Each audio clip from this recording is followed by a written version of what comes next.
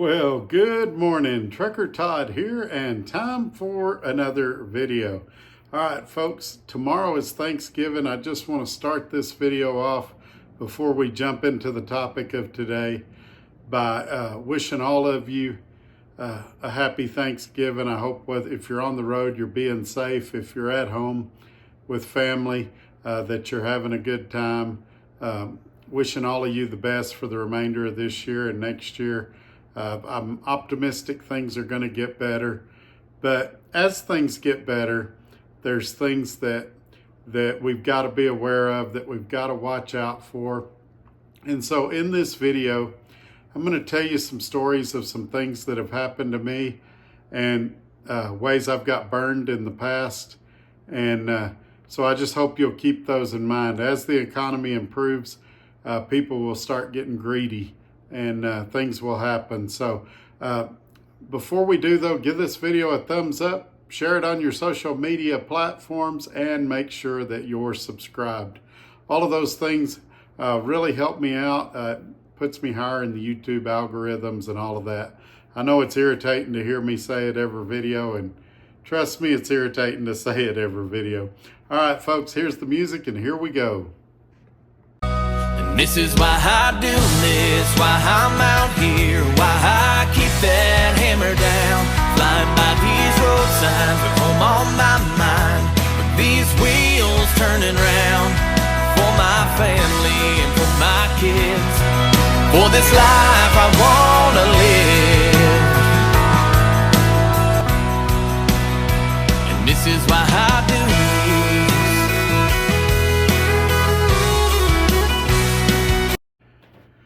Alrighty, here's my warning for you guys. Right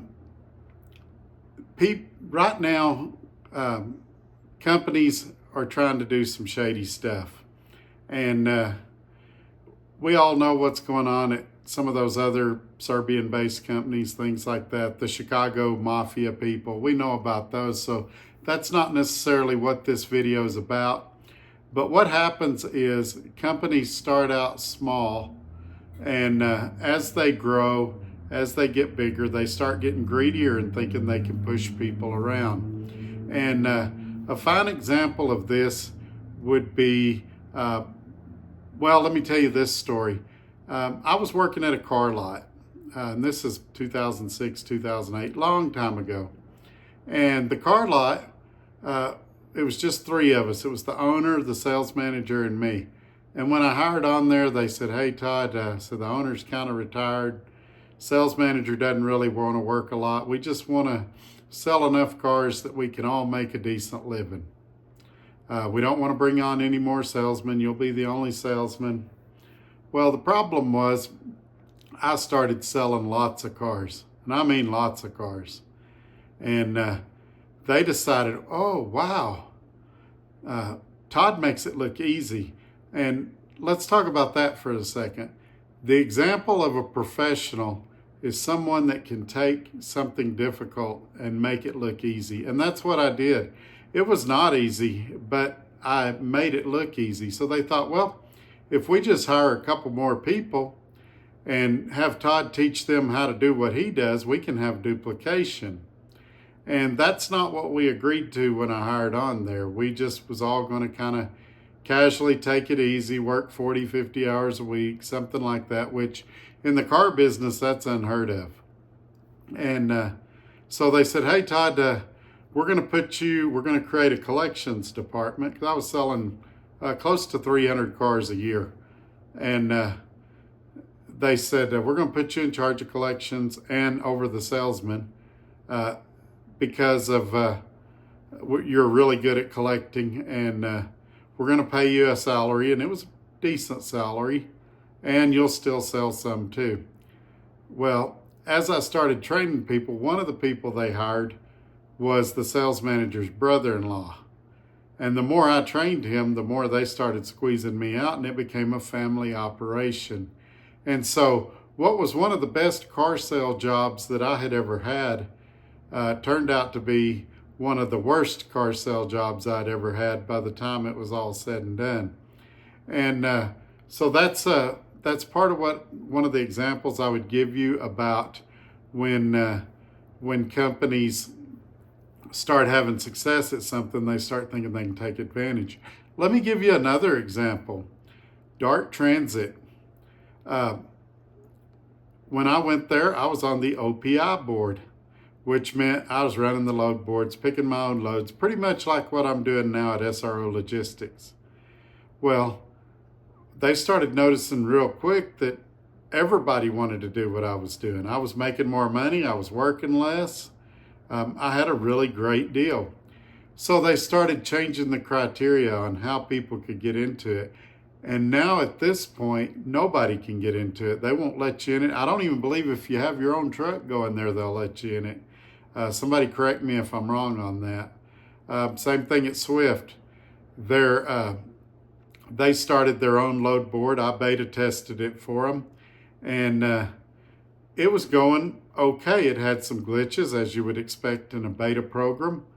But once they saw the interest in it, then they said, oh, well, now we're not going to pay you for deadhead. And now we're not going to do this. And now we're not going to do that.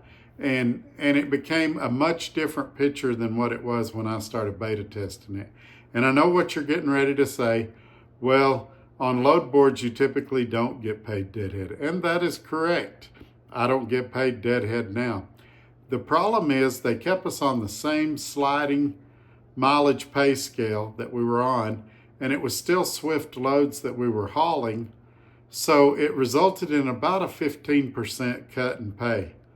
And it also included if you had to go look for empty trailers and things like that, which would be a problem on their end. And so we can debate if they should or should not have paid for that. Originally, they said they were going to, and then they changed it. So where am I going with all of this? I also worked for a company in Denver, Colorado. And I've told this story before, but I want to tell it again because I don't think people understand why I flip out about pay the way I do when there's a payroll error. And companies drag their feet to fix it because they think you're happy with your job, things like that. So I was working for a company in Denver, and they decided, this was early, maybe 2003, 2005, something like that. Anyway, 20 years ago, let's say. And they said, they came to me and another guy, and they said, hey, we'd like to start a lease purchase. We know you've both done one before. I had done one at Prime. And they said, why don't y'all come into the office and help us construct one? We did that. The problem is, and I'll never forget, we came to the office, we went to a Denny's in downtown Denver, and we sat there and we hammered out a lease purchase agreement. The problem is, and this is where I'm at fault, the company, it was very advantageous for us. It wasn't very advantageous for the company. And so we got the deal hammered out. I was making a killing. I was home 2 or 3 times a week. The other guy, I think his name was Charlie, he was doing the same thing. We were killing it.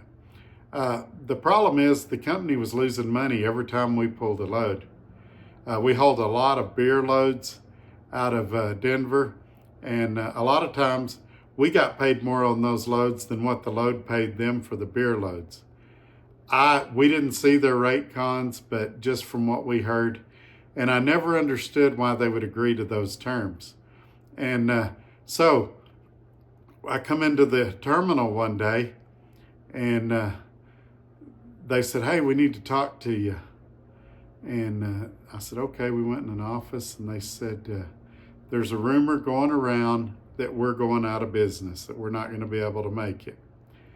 And they said, the owner just secured $10 million worth of financing from the bank. We're going to be fine. We just need you guys to trust us and not quit on us. I said, all right, no problem. I said, if we need to renegotiate that lease purchase contract, I think Charlie and I would be interested in doing that as well. And they said, well, we appreciate that, but we think we're going to be fine with this new loan we got. I come back like 3 days later, there's signs up that they've gone out of business. We need to turn our equipment in. They still had the shop guy there that we turned our truck into, and they went out of business. Problem is, when they went out of business, they still owed me $1,800 that they'd been slow walking me on for a couple of weeks.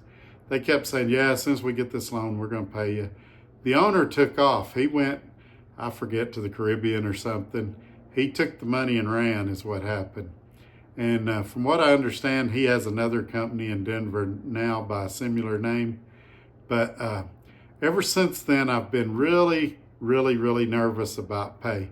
So and these are just examples, when companies say, we're going to pay you after every trip, and then all of a sudden we're going to pay you 2 or 3 days after every trip. Again, it's fine. I just want to be made aware of that. And, there's policies in contracts. This is why it's important to read your contracts. A lot of times it'll say, we'll pay you within 7 days of trip completion, or we'll pay you within 14 days of trip completion. So it doesn't necessarily mean that the company is doing anything shady or anything that's against the contract. It just means that if they're going to change the way they've always done things, it'd be nice if they gave you a heads up and not just change them on the fly. For example, at DART, they used to pay us after every trip. You delivered it, I think, if I remember correctly, if you scanned the trip by noon or 1, you got the trip sometimes that day, usually the next day.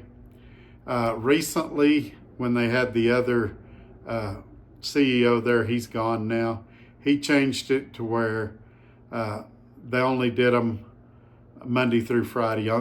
Prior to that, when we was there, or when I was there, if you turned one in at a terminal, they would settle it within a couple of hours, even if it was a Saturday or Sunday. And so again, not a huge deal. It's not a violation of your contract, but it's really, really frustrating when things like that happen.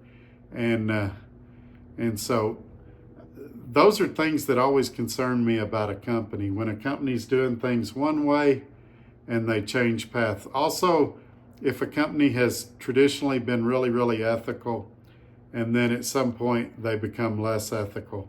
And I'm not talking about any specific company here. I'm just giving generalities. So this is why I tell you folks, A, it's best to have your own truck, buy your own truck. B, read all the contracts. And you guys know, being Trucker Todd, I've got a lot of contracts. I've got contracts with products. I've got, every time I sign a rate con, that's a contract. I've got contracts with SRO Logistics, tons and tons of contracts. We all remember the debacle at B&Z. I knew the contract better than they did. They thought they gave me a contract for $75.20 or $75.25, and they actually gave me one for $80.20. So what they did was definitely unethical, probably illegal, saying that if I didn't sign the new contract, they were going to starve me out or fire me. Would have been a lot easier to, and I told the owner of the company this, would have been a lot better to just come to me and say, hey, we made a mistake. Can we fix this? Mistakes happen. I would have signed the new contract. No problem. If they wanted to do it a more legalistically way, they could have added an addendum to the contract. Different states have different requirements on that. It's usually 30 to 60 days notice. And they could have said, we're going to pay you $80.20 until the addendum date, and then we're going to drop you to $75.25. That would have been perfectly legal as well. However, and again, I'm not a lawyer. You can check this stuff out for yourself.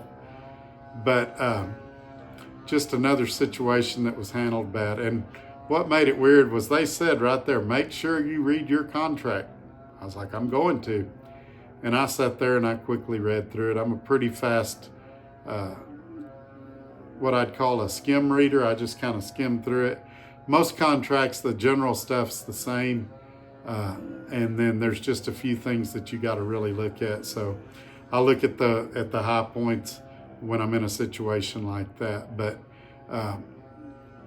not a bad company, not a bad place, B&Z, just, man, some bad experiences with dispatch. And I'm glad to be back to dispatching myself and things like that. But anyway, at this point, I'm rambling. Just be careful. And this is why drivers, and especially YouTubers, end up changing companies every year and a half or 2 years, because a YouTuber will come in and will highlight the good things about a company. They'll say, hey, I like this, this, and this about this company. And companies think, oh boy, we've got this influx of drivers. It'll always be this way. We can do anything we want and get away with it. And then the YouTuber leaves and things go back to normal, and the drivers go, wait a second, it wasn't like this before.